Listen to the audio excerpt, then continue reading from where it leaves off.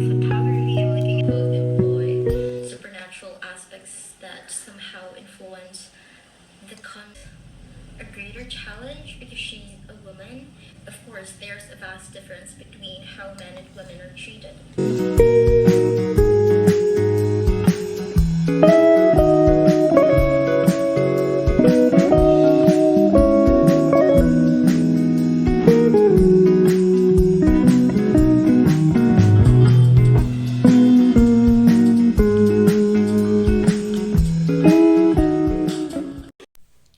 Hello.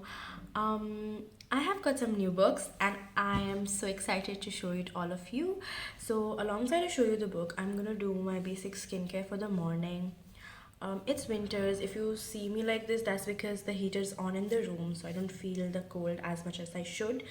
So yeah, let's get started with the books. I'm really excited. Okay, let me show you first of all the products. I'm so much disorganized nowadays that I don't know how to start things and end things and proceed with them. So let me show you the products that I'm gonna use for my skincare. Very basic. First is I'm gonna use my rose water to dampen my skin, and then I'm gonna use this cream deodorant because I think I have a very sweaty armpit, so this helps. This is the moisturizer. I'm not a moisturizer girly. I hate putting moisturizer on a face. Finally found a moisturizer that finally suits me in some sort of way. So yeah, this is Pond's Super Light Gel Non-Sticky Fresh whatsoever. This is the Cherry Candy Pure Senses Cherry Candy Lip Balm. Yeah. Reading on the step. By the time it dries, let's talk about the first book that I purchased. Dun dun dun! Babel by Arif Kwang. I was super duper excited about this book when it came out because it came out at the same time I introduced myself to dark academia as a genre, and this was a pretty pricey book on the internet, and I think it deserved it too because like people loved it so much, so it was very pricey on the internet. So I waited for quite a while and I finally have my hands on Babel. This is basically a dark academia book about students of translation who translate one text to another text in another language, and it's about them. This is based in Oxford University, if you know, and this is also about racism as far as I've known, racism, colonialism, and all of the things. I think the protagonist is of Asian descent, and the next book that I got myself is definitely a Murakami. This book is called After Dark. I don't know anything about this book. If it's a Murakami, I don't really need a lot of context or a pretext about the book. Murakami, get it. It's gonna be good. Is this whole book is set in one night only. This is about a man and a woman, and something happens in between them, and it's just the whole thing happens in one night. So I'm pretty much excited.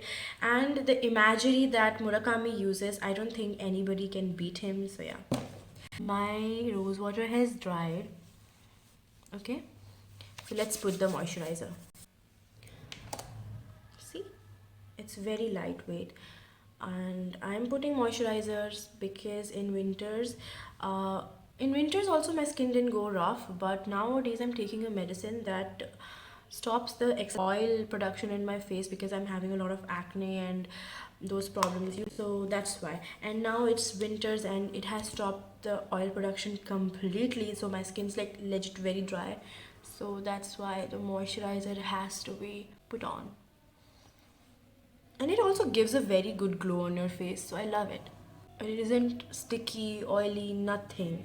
I'm done with my moisturizer, and let's jump on to the next book that I've recently got, and that is The Secret Garden by Frances Hodgson Burnett.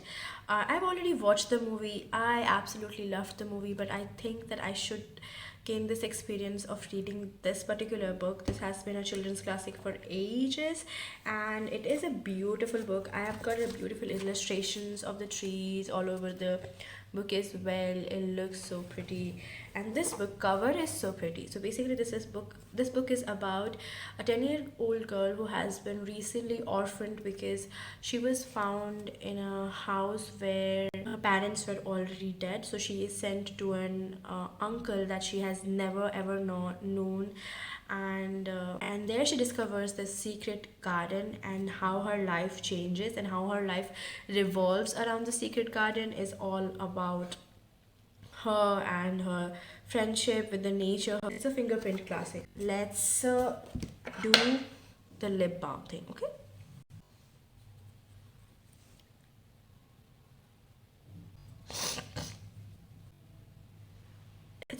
Let's jump on to the next book in the list, which is Anne of Avonlea. It's a beautiful book, and it is the sequel to Anne of Green Gables.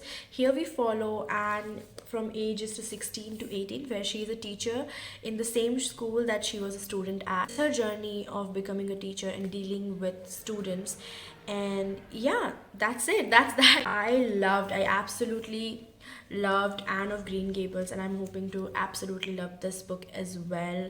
Never felt so close to nature before reading Anne of Green Gables. It was so beautiful, and the way this girl imagines things, I relate to her a lot because I always played in my mind, I always imagined things and was happy in that way. I have always been a very imagination based kid, and I relate to Anne on another level. So when I read about her, I found a sister in a book. So I loved it. The next and the last book is again a book from Anne of Green Gables series, which is the third book in the series, Anne of the Island. I hate this cover, but this was the cheapest edition I could get on the internet, so that is why I got this. I know I shouldn't judge a book by its cover, but I hate it. How bad a cover could be. Like, just look at it. They didn't know what they were doing. But anyway, I am interested in what's in the book, so I'm not gonna judge. I love Ellen Montgomery. I loved her Anne of Green Gables. I love her Blue Castle. I'm absolutely a fan, so that's why I'm trusting her these two books as well. People love them. I have seen the reviews. So yes, this is the book Anne of Island, and this covers the period after that she has taught in that school. Now she's again started to studying. She did her BA, and then she dealt with the loss of a friend and rejected a lot of proposals and all of that, and finally coming around her feelings for Gilbert Blythe. She has been fighting her feelings for him for a long time, and now I think she's going to realize that she has got really strong feelings for him in this book. So I'm excited. So these were the 5 books. I think I'm going to read this for the February. Yeah, so I'll let you know my progress with this. Okay, yeah, that was the book haul come skincare. Okay, yeah, I have forgotten one step, which is putting the deodorant. Basic skincare and book haul. I hope you enjoyed this cozy little time. Bye bye.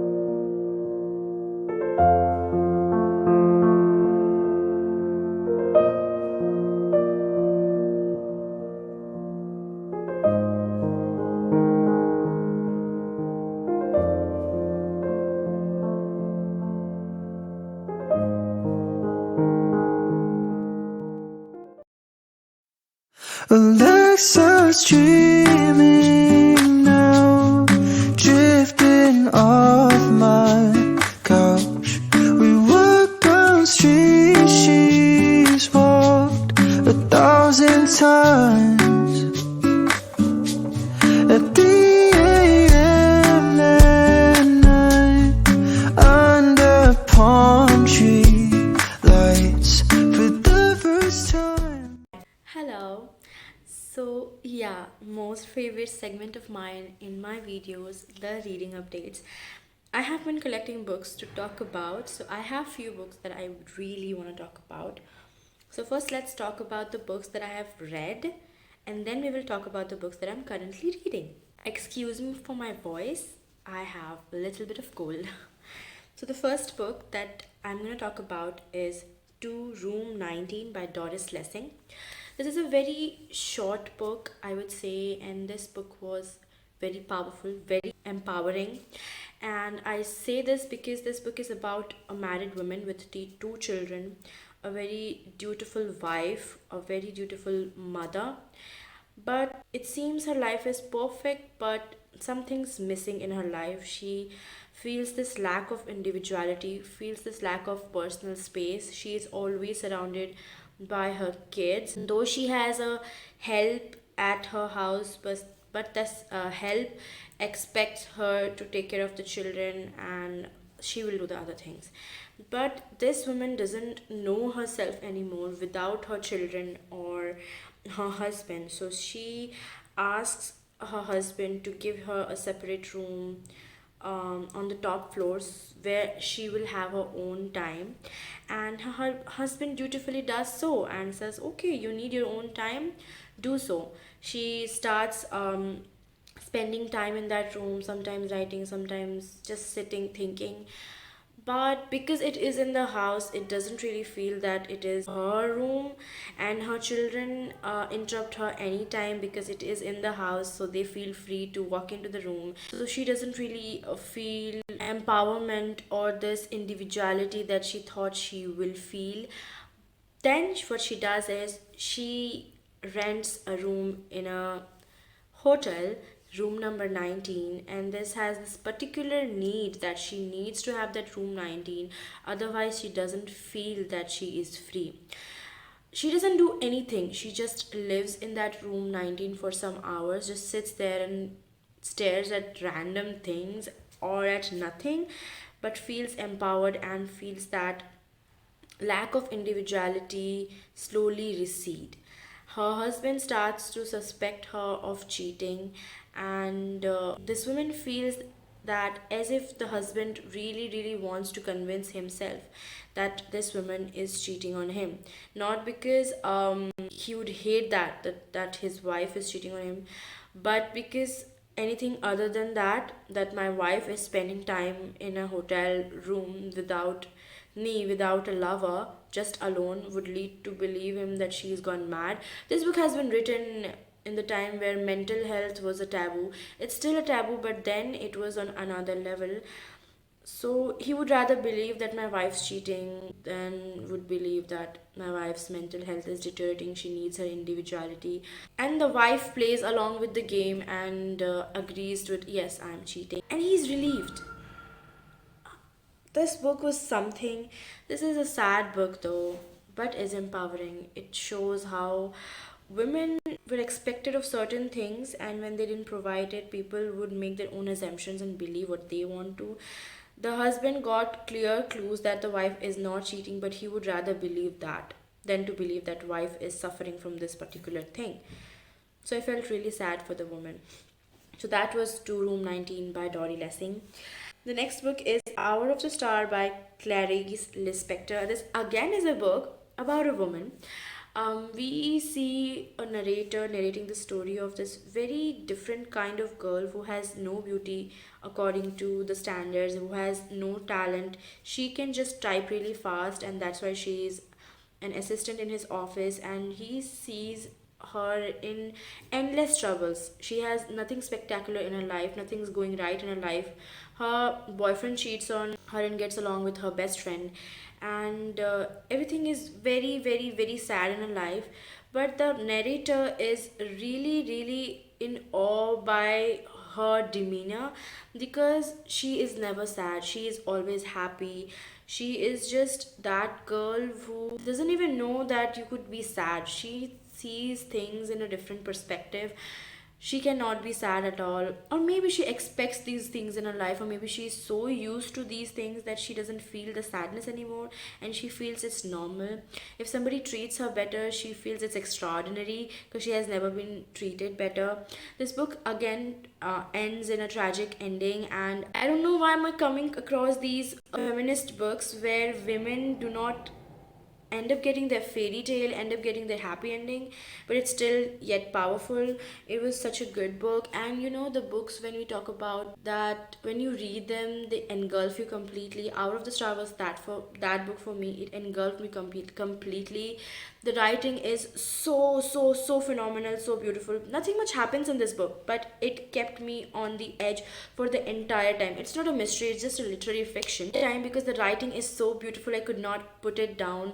Irrespective of it being a classic, I did not feel bored at all. I finished it really quick because this one is also a very short book, so I enjoyed it a lot. Next, I would talk about a physical book that I recently finished, that is Crooked Kingdom by Liber Dugo. I have read the first book and I gave it 4 stars. I was really happy about that book, but I must say I am not really happy about this book, not particularly not about the ending. I expected a better ending. The ending was not that good. Everybody didn't get their happy ending. Okay, if we are practical, then we won't write fantasy, right?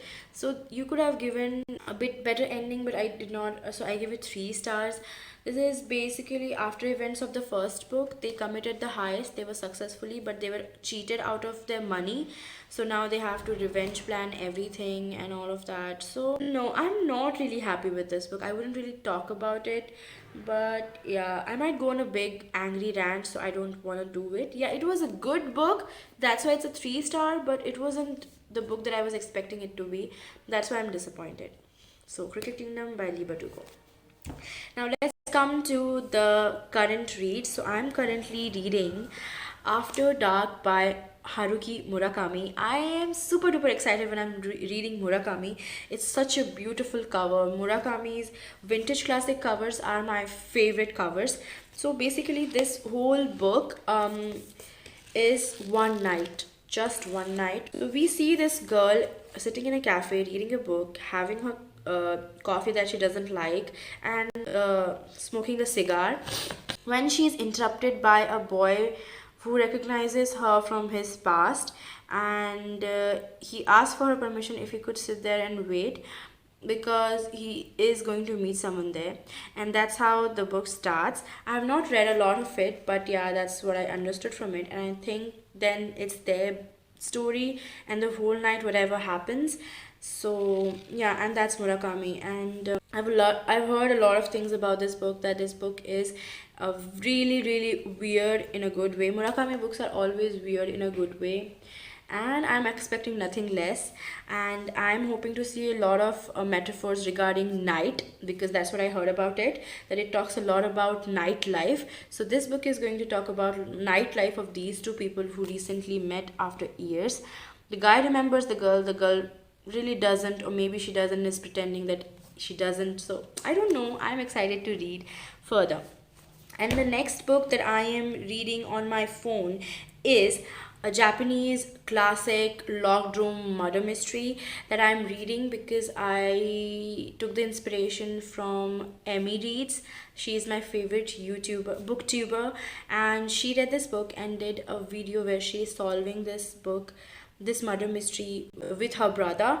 So I really wanna watch that video, but not before I read this book on my own, so that I know the plot. And that book is called The Millhouse Murders by Yukito Ayatsuji, and I'm super duper excited with this book. I have read half of the book already.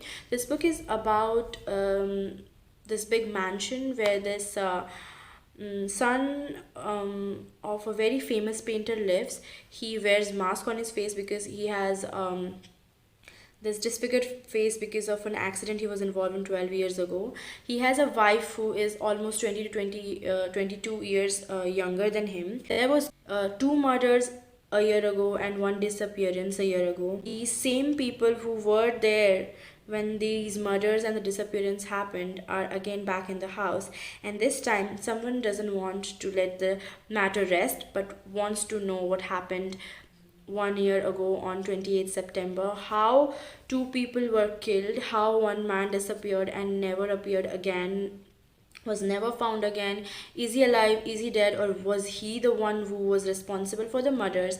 And it is a locked room murder mystery, so I am super duper excited for that, and it is a classic, I heard. These are the books that I read, and these are the two books that I'm currently reading.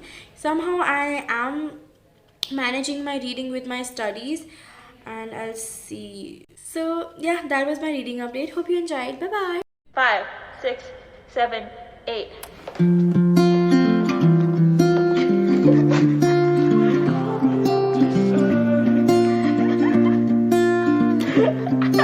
When we were in 7th grade, you knew every crush of mine.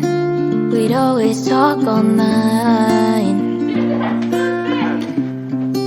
And now that we're all grown up, you've disappeared for a while. I wish that I knew why.